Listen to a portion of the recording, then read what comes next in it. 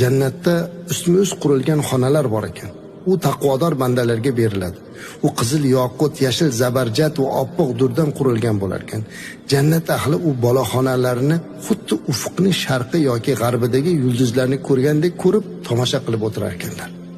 Bu dunyoda do'st bo'lib bir-birini Alloh uchun yaxshi ko'rganlar qizil yoqutli ustunlar ustidagi 70 ming boloxonalarda bo'lar ekanlar azizlar.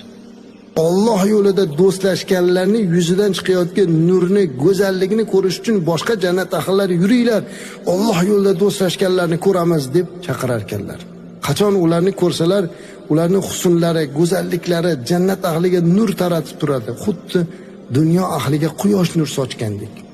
Ularning ustilarida ipakdan bo'lgan go'zal liboslar bo'lar ekan. Ularning peshonalariga ular Alloh azza va jalla yo'lida bir-birlarini yaxshi ko'rganlar deb yozib qo'yar ekan. Azizlar